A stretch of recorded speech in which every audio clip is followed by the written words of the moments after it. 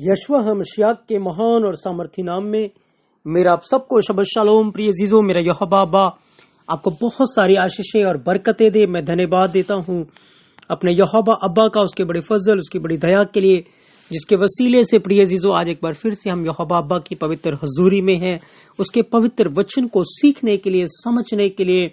और मेरा यहोवा अब्बा आप सबके साथ हो, आपको बहुत सारी आशीषें और बरकतें दे। प्रिय जीजो, तो आए हम इजराइल के लिए, यरूशलेम के लिए प्रार्थना करें कि मेरा यहोवा अब्बा इजराइल को, यरूशलेम को शलोम की आशीषें दें, और इजराइल की जो खोई हुई भेड़े हैं वो यशवा मसीह के नाम से बचाए जाएं, उद्धार पाएं, और यहोवा का राज्य इस पूरी पृथ्वी के ऊपर आने पाए, यीशु मसीह के नाम से, आमीन। तो प्रिय चीजों, हम सीख रहे थे मिलाप वाले तंबू के विषय में कि मिलाप वाला जो तंबू था वो मसीह की देह की ओर इशारा करता है। हमने सीखा कि मिलाप वाले तंबू के अंदर जो कुछ भी था वो मसीह के लिए एक भविष्यवाणी के तौर पर था। हमने सीखा कि इसके अंदर 3 पार्ट होते थे। हमने वाचा के संदूक के विषय में बहुत सारी भेद की बातों को सीखा प्रिय जीजो, और हमने महायाजक के वस्त्रों के ऊपर, महायाजक के ऊपर स्टडी की, हमने याजक के ऊपर सीखा। और अब हम समय आ चुका है कि हम सीखे कि जो बलिदान हैकल के अंदर चढ़ाए जाते थे, 5 प्रकार के जो बलिदान होते थे, उन बलिदानों के विषय में हम आज अपना ध्यान केंद्रित करें। और आज के भाग में हम एक बलिदान के विषय में सीखेंगे जो कि सबसे पहला बलिदान होता था, और वो जो बलिदान है वो अन्न बलि होता था। तो आज के इस भाग के अंदर प्रिय जीजो हम अन्न बलि के विषय में सीखेंगे। और मैं विश्वास करता हूं कि जब आप अन्न बलि के अंदर जो छुपे रहस्य हैं, भेद हैं, जब आप उनको सुनेंगे, जब आप उनको जानेंगे, तो सच में आपकी आत्मिकता की बहुत ज्यादा ग्रोथ होगी, बढ़ोतरी होगी। और ये बातें जब आप भेद की बातों को, प्रकाशनों को आप सुनते हैं, जानते हैं, तो प्रिय जीजो आपको पता लगता है, आपको को समझ में आता है कि वचन के अंदर किस प्रकार के रहस्य और भेद छुपे हुए हैं। हमारा जो अदनोई यहोवा है वो किस प्रकार का यहोवा है, उसकी सामर्थ, उसकी सोचने की सीमा, उसके ज्ञान, उसकी बुद्धि की सीमा किस हद तक, कितनी ज्यादा है प्रिय जीजो, जिसको हम समझ नहीं सकते। लेकिन जितना ज्यादा हम इन बातों को सीखेंगे, समझेंगे, उतना ज्यादा हम यहोवा के और भी ज्यादा करीब आते जाएंगे। तो मेरा यहोवा अब आपको बहुत सारी आशीषें और बरकतें दे। याद रखिए, इब्रानी भाषा में ऑफरिंग के लिए जो शब्द आया है, अन्न बलि के लिए जो शब्द आया है, वो है मिनाक। प्रिय जीजो, मेम, नून, खेत और हे, मिनाक। और जब आप मिनाक के विषय में स्टडी करेंगे, सीखेंगे, मिनाक के हिब्रू लेटर के ऊपर जब आप अपना ध्यान केंद्रित करेंगे, तो इस अन्न बलि के अंदर आप पाएंगे कि आपको भी यहोवा के लिए एक जीवित बलिदान बनना है। प्रिय जीजो, किस प्रकार से जब आप मैम को देखते हैं कि, तो मैम की जो पिक्टोग्राफ है, आप जानते हैं कि वो लिविंग वाटर है, वो पानी है। और नून के विषय में जानते हैं वो इंसान है जो घुटने टेक कर यहोवा से प्रार्थना करता है, वो जीवन की ओर इशारा करता है। तो यहां पर हमें एक इंसान मिलता है मैम और नून के अंदर, जो कि घुटने टेक कर प्रार्थना करा, और वो यहोवा की आत्मा से, यानी कि पवित्र आत्मा से, जो कि मैम है। मैम जीवन जल का वो पानी है जो पवित्र आत्मा की ओर इशारा करता है। नून वो इंसान है। तो एक इंसान है जो पवित्र आत्मा से बहुत ज्यादा परिपूर्ण है, और वो खेत, यानी कि आगे खेत है, और खेत एक बाड़ा है, और वो इंसान अपने बाड़े में रहता है। आज के समाज में, आज के टाइम में आप चर्चों के अंदर, कलीसियाओं में और टेलीविजन के ऊपर, यूट्यूब के ऊपर आप ऐसे बहुत सारे यहोवा के खादिमों को देख सकते हैं जो ये दावा करते हैं कि वो पवित्र आत्मा से परिपूर्ण है, वो यहोवा की आत्मा से परिपूर्ण है। लेकिन जब आप उनके कामों को देखेंगे, उनके जीवन को गौर करेंगे, तो आपको मिलेगा कि वो बाड़े में नहीं है, उन्होंने अपनी हदों को क्रॉस किया हुआ है। बहुत सारे ऐसे आपको बहनें मिलेंगी जो सेवकाई में है, लेकिन वो पुरुष के वस्त्र पहन रही हैं। उनका मेकअप, उनका फैशन बाइबल के अनुसार बिल्कुल भी नहीं है, उन्होंने अपने बाड़े को क्रॉस किया हुआ है। बहुत सारे पासवान भी बहुत सारे फैशनों में इन्वॉल्व हैं, और बहुत सारे वचनों को सही रीति से फॉलो नहीं कर रहे, सही रीति से एक्सप्लेन नहीं कर रहे, इसका मतलब उन्होंने उस बाड़े को क्रॉस कर दिया है। पर सच्चा जो बलिदान है जो कि यहोवा हमारे जीवनों से चाहता है, उसके अंदर हम वो व्यक्ति देखते हैं जो पवित्र आत्मा से परिपूर्ण होकर घुटनों के बल रहता है और वो बाड़े के अंदर रहता है, क्योंकि बाड़ा जो है वो यहोवा के वचन का एक दायरा है जिसके अंदर हमें रहना है। जब हम उस दायरे को क्रॉस कर देंगे, उस बाड़े को क्रॉस करेंगे, तो हम अनआज्ञाकार हो जाएंगे, और जो व्यक्ति अनआज्ञाकार हो जाता है वो यहोवा से दंड पाता है। तो प्रिय अजीजों, यहां पर हमें वो व्यक्ति मिलता है जो पवित्र आत्मा से परिपूर्ण है और वो बाड़े में रहता है। जब आप बाड़े में रहेंगे, आप यहोवा के वचनों में रहेंगे, उसकी आज्ञाओं में रहेंगे, तो ही आप पवित्र आत्मा से परिपूर्ण बने रहेंगे। नहीं तो फिर आपके पास जो अभिषेक है वो दिखावटी है। पवित्र आत्मा का आग, पवित्र आत्मा का जलाल उस जगह पर नहीं है जहां लोग अनआज्ञाकार हो जाते हैं। जब सैमसन ने गुनाह किया, पवित्र आत्मा उसके जीवन से हट गया, उसने अभिषेक को खो दिया। और आज भी हम देखते हैं बहुत सारे लोगों ने गुनाह करके अपने अभिषेक को बुझा दिया है। जैसे कि पौलुस बयान करता है कि पवित्र आत्मा को मत बुझाओ, उसको शोकित मत करो, क्योंकि जब आप गुनाह करेंगे, उसकी बात को नहीं मानेंगे, तो आप पवित्र आत्मा को बुझा देते, अपने जीवन से उस अभिषेक को खत्म कर देते, बुझा देते हैं। प्रिय अजीजों, इसीलिए बहुत जरूरी है कि हम बाड़े में रहें, हम कलाम के वचन के दायरे के अंदर रहें। प्रिय अजीजों, और जब हम वचन के दायरे में रहेंगे तो हे वो व्यक्ति है जो हाथ उठाकर यहोवा की वर्शिप करता है, वो एक जीवत कुर्बानी बन जाता है। तो जब ये बातें हम करेंगे, पवित्र आत्मा से परिपूर्ण होकर हम बाड़े में रहेंगे, हम उस दायरे में रहेंगे जो यहोवा ने हमारे लिए ठहराया है, तो प्रिय अजीजों, हम हे बन जाएंगे। हे एक ऐसा आत्मिक इंसान है जो वर्शिप करता है, जो एक जीवत बलिदान है यहोवा की हजूरी में। प्रिय अजीजों, तो फिर हमारे जीवन के द्वारा यहोवा अब्बा को महिमा मिलेगी। प्रिय अजीजों, तो मेरे यहोवा अब्बा आपको बहुत सारी आशीषें और बरकतें दे। आपने मिनाख के भेद को, उसकी गहराई को सीखा है। यहोवा अब्बा आपके साथ हो। क्या होता था इस अन्न बलि के अंदर? प्रिय अजीजों, जब आप बाइबल में लेवी व्यवस्था 2 अध्याय उसके 1 से 2 वचन को पढ़ते हैं, तो यहां पर आपको मिलेगा, लिखा है, जब कोई यहोवा के लिए अन्न बलि चढ़ाना चाहे तो वह मैदा चढ़ाए और उस पर तेल डालकर उसके ऊपर लोबान रखे, और वह उसको हारून के पुत्रों के पास जो याजक है लाए, और अन्न बलि के तेल मिले हुए मैदे में से इस तरह अपनी मुट्ठी भरकर निकाले कि सब लोबान उसमें आ जाए, और याजक उन्हें स्मरण दिलाने वाले भाग के लिए वेदी पर जलाए कि वह यहोवा के लिए सुखदायक सुगंधित हव्वे ठहरे। प्रिय अजीजों, तो ये जो होता था, ये अन्न बलि की एक विधि होता था। और जब आप इसके विषय में पढ़ते हैं तो लिखा है कि जो अन्न बलि है, जो अन्न बलि उनको चढ़ाना होता था, इसी रीति से वो अन्न बलि का बलिदान चढ़ाते थे। और फिर क्या होता था कि याजक इसको जब वेदी के ऊपर रखता था तो ये यहोवा के लिए एक सुखदायक सुगंध होता था। अब हम सोचेंगे इन बातों में क्या छुपा हुआ है, क्या भेद है, क्या रहस्य है, इन बातों को जानना अब हमारे लिए क्या जरूरी है।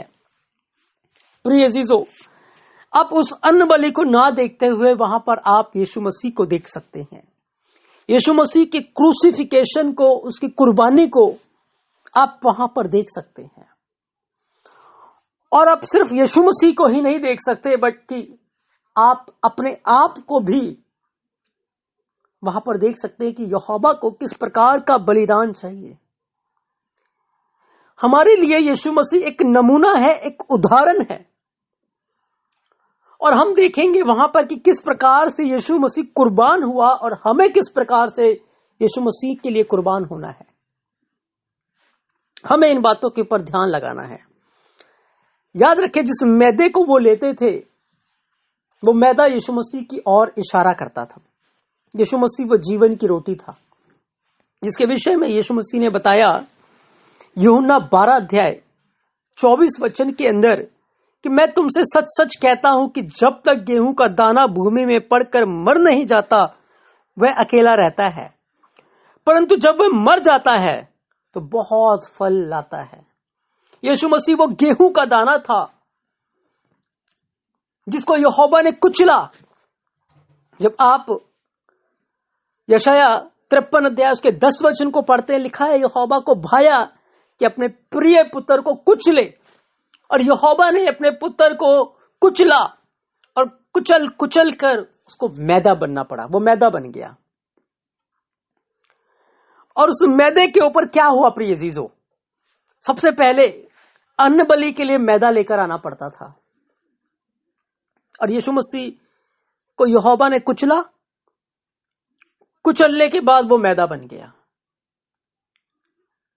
फिर क्या होता था? उस मैदे के ऊपर तेल को उडेला जाता था प्रिय अजीजों। जब आप पढ़ते हैं यहां पर, तो हमने पढ़ा था कि तेल को उडेला जाता था, तेल में वो होता था मैदा। और जब आप यूहन्ना 3 अध्याय 16-17 वचन को पढ़ते हैं, यीशु मसीह ने जब बपतिस्मा लिया तो लिखा है पवित्र आत्मा कबूतर की नाई यीशु मसीह के ऊपर उतरा, और यह आकाशवाणी हुई, ये मेरा प्रिय पुत्र है जिससे मैं प्रसन्न हूं। तो यीशु मसीह वो मैदा था, और उस मैदे के ऊपर यहोवा ने अपना तेल यानी कि पवित्र आत्मा का अभिषेक, क्योंकि वो जो तेल था वो पवित्र आत्मा की ओर इशारा करता था, तो तेल को यीशु मसीह के ऊपर उडेल दिया गया प्रिय अजीजों। और उसके बाद लुबान को रखते थे उस वेदी के, उस भेंट के ऊपर लुबान को मिलाते थे। लुबान एक सुगंधित द्रव्य होता था प्रिय अजीजों। और इस बात को भी हम यीशु मसीह में पूरा होता हुआ देख सकते हैं। जब आप मत्ती 26 अध्याय 7 वचन को पढ़ते हैं तो लिखा है, एक स्त्री संगमरमर के पात्र में बहुमूल्य इत्र लोबान लेकर उसके पास आई, और जब वह भोजन करने बैठा था तो उसके सिर के ऊपर उडेल दिया।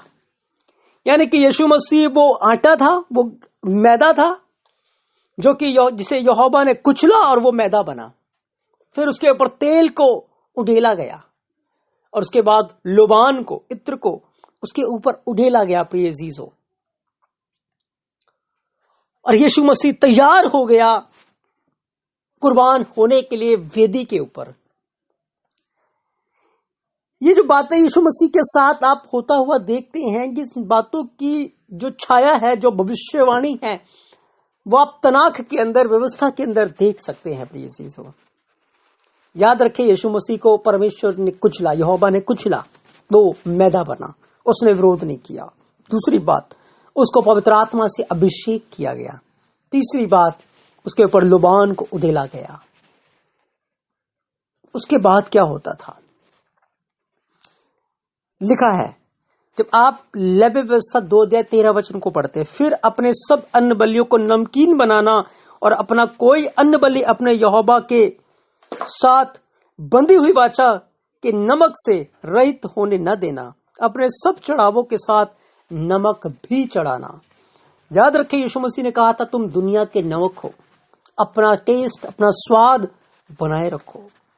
तो जब यीशु मसीह ने बात हमारे लिए कही है, क्यों कही है? क्योंकि हर कुर्बानी के साथ नमक को ऐड किया जाता था। तो यीशु मसीह के साथ भी नमक जुड़ा हुआ था प्रिय अजीजों। याद रखिए, नमक स्वाद को दिखाता है। हमारे जीवन के अंदर टेस्ट होना चाहिए, और वो टेस्ट क्या है? हमारे कामों का टेस्ट है, हमारे बोलने का टेस्ट है, हमारे जीवन के अंदर जो हम काम वचन के अनुसार करते हैं, एक नमक है प्रिय अजीजों। तो याद रखें, इन सारी बातों के द्वारा यीशु मसीह तैयार हो रहे थे कि वो वेदी के ऊपर यहोवा के लिए एक सुगंध बने प्रिय अजीजों। और क्या हुआ? वो यहोवा की क्रोध में यहोवा ने उसको कुचला, वो मैदा बन गया। उसके बाद उसके ऊपर तेल उडेला गया, और फिर लोबान को उडेला गया, और यीशु मसीह ने बताया था कि इस औरत ने तो मेरे साथ भलाई की है, इसने मेरे गाड़े जाने की रस्म को पूरा किया है, अब मैं तैयार हो रहा हूं वेदी के ऊपर जाने के लिए। जब आप मत्ती 26 अध्याय को पढ़ते हैं, फिर क्या हुआ? यीशु मसीह को क्रूस के ऊपर, वेदी के ऊपर लटकाया गया और वहां पर यहोवा की आग ने आकर यीशु मसीह को कंज्यूम किया, भस्म किया। प्रिय चीजों, यहोवा के क्रोध में वो जल रहा था और यहोवा अपने पुत्र के बलिदान की सुगंध को ले रहा था और क्या कर रहा था? हमारे पाप की दुर्गंध को खत्म कर रहा था। क्योंकि जब आपके जीवन में दुर्गंध है तो सुगंध जब आएगा तो ही वो खत्म होगा। आपके घर के अंदर बदबू फैली हुई है, जब आप सफाई करके वहां पर इत्र उड़ेल देंगे, खुशबूदार चीज से उड़ेल देंगे, तो सारी जो बदबू है वो खत्म हो जाएगी।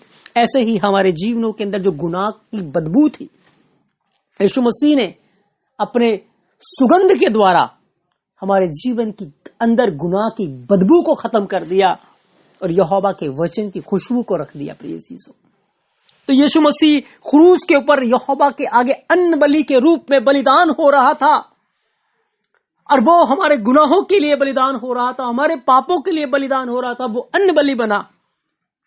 इन सारी बातों को जो अन्न बलि के साथ होती थी, हम यीशु मसीह में पूरा होते हुए देखते हैं। प्रिय चीजों, तो ये बातें जानना, सीखना हमारे लिए जरूरी है।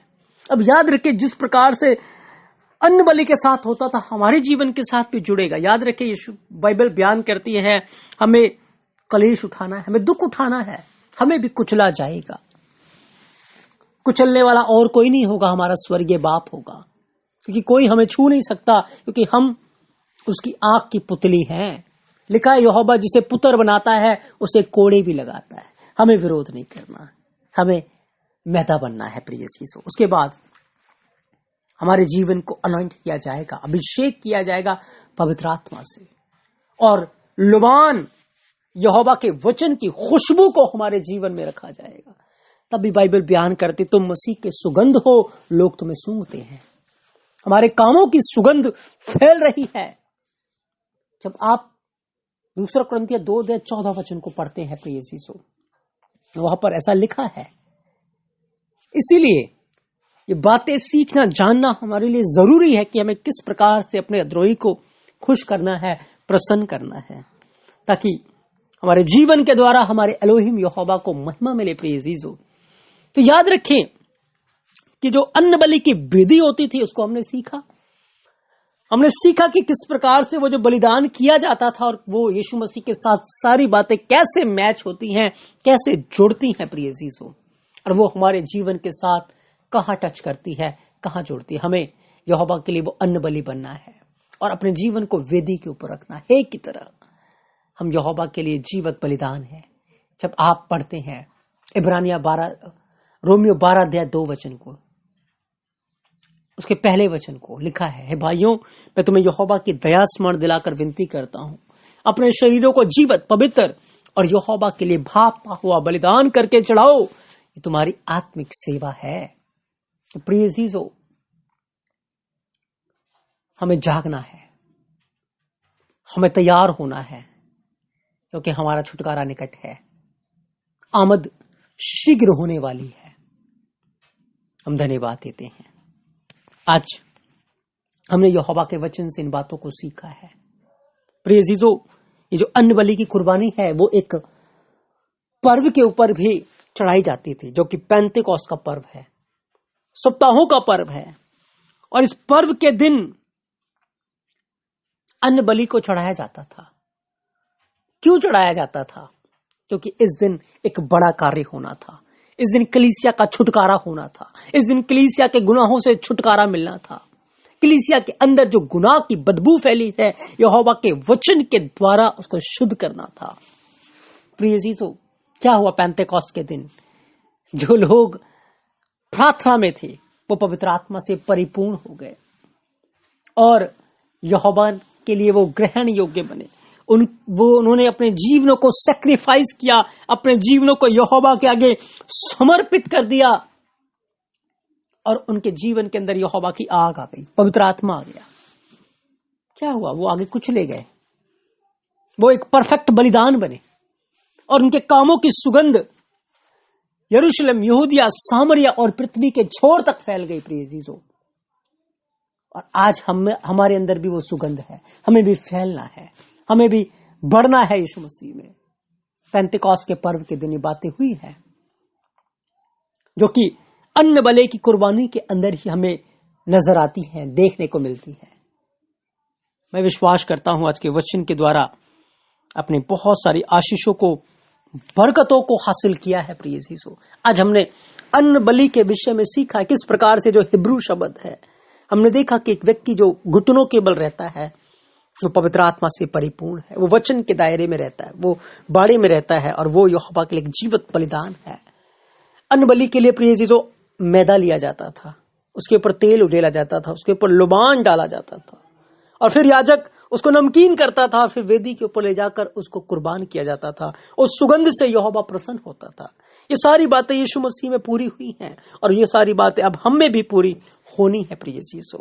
पेंतेकोस्त के दिन से इन बातों की शुरुआत हो चुकी है।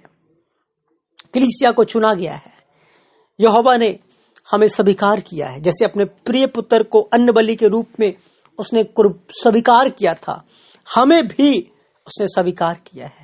अब हमें यहोवा के लिए एक जीवित बलिदान बनना है, रोमियो 12:1 के अनुसार। और यहोवा बाप को बहुत सारी आशीष और बरकतें दी। हमने अन्न बलि के रहस्य को, भेद को सीखा है। आज अगले भाग में हम इसके आगे के बलिदान यानी कि होम बलि के बलिदान के विषय में, पाप बलि के बलिदान के विषय में और भी जो बलिदान होते थे, दोष बलि के बलिदान के विषय में हम सीखेंगे प्रिय अजीजों। मेरे यहोवा बाप को बहुत सारी आशीषें और बरकतें दे प्रिय अजीजों। तो आज के भाग में हमने अन्न बलि को सीखा है। आने वाले भाग में हम और भी भेद की बातों को सीख कर यहोवा बाबा के नाम को जलाल और आदर देंगे। तब तक के लिए मेरा यहोवा बाबा आप सबको बहुत सारी आशीषें और बरकतें दे, आपके साथ हो। यदि आपके कोई भी डाउट्स हैं, सवाल है, आप कमेंट करके हमसे पूछ सकते हैं और डिस्क्रिप्शन बॉक्स में हमारे व्हाट्सएप ग्रुप का लिंक है, आप उसमें क्लिक करके ज्वाइन हो सकते हैं। यहोवा बाप आपको बहुत सारी आशीषें और बरकतें दे। आप सबको शबह शलोम, आमीन। यशवा मसीह के महान और सामर्थी नाम में मेरा आप सबको शबह शलोम। प्रिय अजीजों, मेरा यहोवा बाप आपको बहुत सारी आशीषें और बरकतें दे। मैं धन्यवाद देता हूँ अपने यहोवा अब्बा का, उसके बड़े फजल, उसकी बड़ी दया के लिए, जिसके वसीले से प्रिय अजीजों आज एक बार फिर से हम यहोवा अब्बा की पवित्र हजूरी में हैं, उसके पवित्र वचन को सीखने के लिए, समझने के लिए। और मेरा यहोवा अब्बा आप सबके साथ हो, आपको बहुत सारी आशीषें और बरकतें दे प्रिय अजीजों। तो आए हम इजराइल के लिए, यरूशलेम के लिए प्रार्थना करें कि मेरा यहोवा अब्बा इजराइल को, यरूशलेम को शलोम की आशीषें दें और इजराइल की जो खोई हुई भेड़ें हैं वो यशवा मसीह के नाम से बचाए जाएं, उद्धार पाएं और यहोवा का राज्य इस पूरी पृथ्वी के ऊपर आने पाए, यीशु मसीह के नाम से, आमीन। तो प्रिय अजीजों, हम सीख रहे थे मिलाप वाले तंबू के विषय में कि मिलाप वाला जो तंबू था वो मसीह की देह की ओर इशारा करता है। हमने सीखा कि मिलाप वाले तंबू के अंदर जो कुछ भी था वो मसीह के लिए एक भविष्यवाणी के तौर पर था। हमने सीखा कि इसके अंदर 3 पार्ट होते थे। हमने वाचा के संदूक के विषय में बहुत सारे भेद की बातों को सीखा प्रिय अजीजों, और हमने महायाजक के वस्त्रों के ऊपर, महायाजक के ऊपर स्टडी की, हमने याजक के ऊपर सीखा। और अब हम समय आ चुका है कि हम सीखे कि जो बलिदान हैकल के अंदर चढ़ाए जाते थे, 5 प्रकार के जो बलिदान होते थे, उन बलिदानों के विषय में हम आज अपना ध्यान केंद्रित करें। और आज के भाग में हम एक बलिदान के विषय में सीखेंगे जो कि सबसे पहला बलिदान होता था, और वो जो बलिदान है वो अन्न बलि होता था। तो आज के इस भाग के अंदर प्रिय अजीजों हम अन्न बलि के विषय में सीखेंगे। और मैं विश्वास करता हूं कि जब आप अन्न बलि के अंदर जो छुपे रहस्य हैं, भेद हैं, जब आप उनको सुनेंगे, जब आप उनको जानेंगे, तो सच में आपकी आत्मिकता की बहुत ज्यादा ग्रोथ होगी, बढ़ोतरी होगी। और ये बातें जब आप भेद की बातों को, प्रकाशनों को आप सुनते हैं, जानते हैं, तो प्रिय अजीजों आपको पता लगता है, आपको समझ में आता है कि वचन के अंदर किस प्रकार के रहस्य और भेद छुपे हुए हैं। हमारा जो अदनोई यहोवा है वो किस प्रकार का यहोवा है, उसकी सामर्थ, उसकी सोचने की सीमा, उसके ज्ञान, उसकी बुद्धि की सीमा किस हद तक, कितनी ज्यादा है प्रिय अजीजों, जिसको हम समझ नहीं सकते। लेकिन जितना ज्यादा हम इन बातों को सीखेंगे, समझेंगे, उतना ज्यादा हम यहोवा के और भी ज्यादा करीब आते जाएंगे। तो मेरा यहोवा अब आपको बहुत सारी आशीषें और बरकतें दे। याद रखिए, इब्रानी भाषा में ऑफरिंग के लिए जो शब्द आया है, अन्न बलि के लिए जो शब्द आया है, वो है मिनाक प्रिय अजीजों, मेम, नून, खेत और हे, मिनाक। और जब आप मिनाक के विषय में स्टडी करेंगे, सीखेंगे, मिनाक के हिब्रू लेटर के ऊपर जब आप अपना ध्यान केंद्रित करेंगे, तो इस अन्न बलि के अंदर आप पाएंगे कि आपको भी यहोवा के लिए एक जीवित बलिदान बनना है प्रिय अजीजों। किस प्रकार से जब आप मैम को देखते हैं कि तो मैम की जो पिक्टोग्राफ है, आप जानते हैं कि वो लिविंग वाटर है, वो पानी है। और नून के विषय में जानते हैं वो